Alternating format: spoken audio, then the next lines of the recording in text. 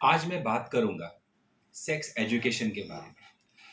देखिए, लोग बात तो हमेशा करते हैं कि सेक्स एजुकेशन लेना चाहिए या सेक्स एजुकेशन देना चाहिए।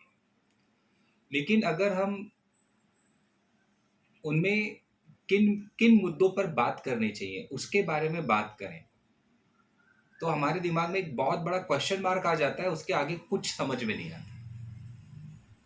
अगर हम किसी से पूछे कि सेक्स एजुकेशन में क्या क्या टॉपिक्स आते हैं तो लोगों के दिमाग में आता है कि सेक्स कैसे करना। देखिए, सेक्स कैसे करना ये सेक्स एजुकेशन का बेसिक पार्ट नहीं होता है।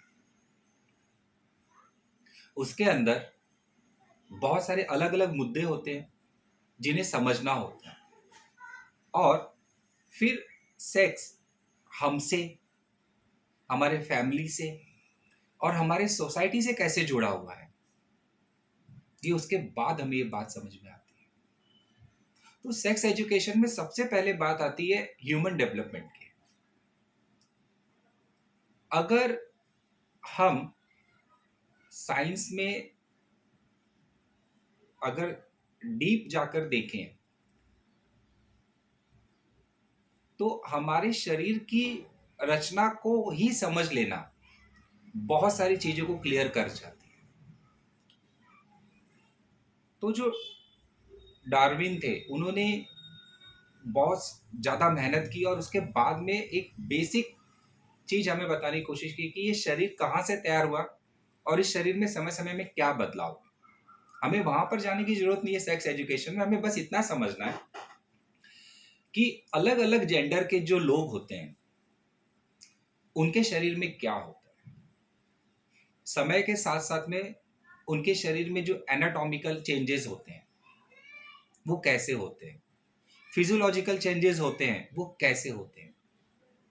मतलब शरीर के रचना में क्या क्या बदलाव आते हैं, इसी तरह से उसके क्रिया में, उसके काम करने के तरीके में कैसे बदलाव आते हैं। कब कोई बीमारी है उसे हम समझते हैं पैथोलॉजी के हिसाब से। तो यहाँ पर एनाटॉमी में हम देखते हैं कि जब कोई बच्चा पैदा हुआ तो उस समय वो कैसा दिख रहा था, टीन एज में आया तो वो कैसा दिख रहा था, जब वो यंग हुआ फिर शादी हुई, उसके बाद जब प्रेगनेंसी हुई तो उसमें क्या क्या बदलाव हुए, और उसके बाद मेनोपॉजल या एंड्रोपॉजल सिंड्रोम दिखने लगे तो उसमें क्या बदलाव हुआ, और बुढ़ापे में जाने के बाद शरीर में क्या क्या बदलाव। तो ये चीज हम ह्यूमन डेवलपमेंट में जो सीखते हैं या जानने की कोशिश करते हैं, ये खुद एक सेक्स एजुकेशन का बेसिक पार्ट है। इसके बाद इसमें बात आती है जेंडर आइडेंटिटी की कि मैं कौन हूं, मैं एक मेल हूं, मैं एक फीमेल हूं, या एलजीबीटी क्यू में मैं कौन से ग्रुप में आता हूं। इसके बाद बात आती है सेक्सुअल ओरिएंटेशन की कि ये सारी चीजें हमें सेक्स एजुकेशन में ही पता चलती है। दूसरी बात आती है यहां पर रिलेशनशिप की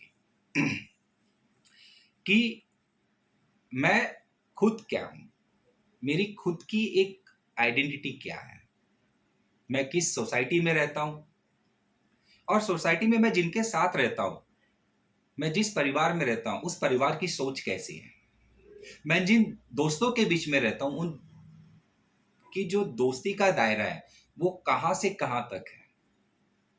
इसके अलावा एक रोमांटिक रिलेशनशिप में क्या होना चाहिए, क्या नहीं होना चाहिए, ऐसी ही कुछ बातें हम समझते हैं। तो ये जो रिलेशनशिप है कि मुझे किसके साथ सेक्स करना है, किसके साथ सेक्स नहीं करना है, कौन मेरे लिए अच्छा है, जेनेटिक या हेल्थ से या मेंटल हेल्थ से, ये हमें रिलेशनशिप जो है ये हमें सेक्स एजुकेशन सिखाती है।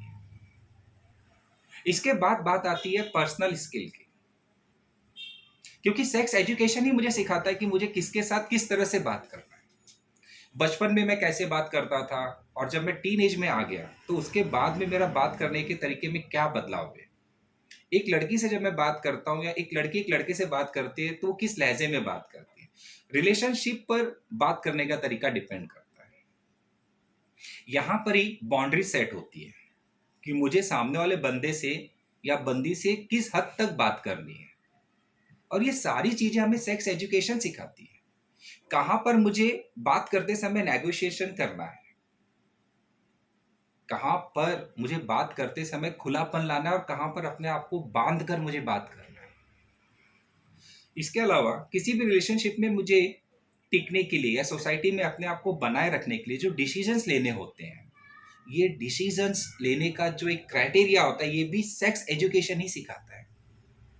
मुझे कब किसी रिलेशनशिप में हाँ बोलना है या मुझे ना बोलना है, इसकी जो एक स्किल होती है, ये मुझे सिर्फ सेक्स एजुकेशन ही सिखाती है।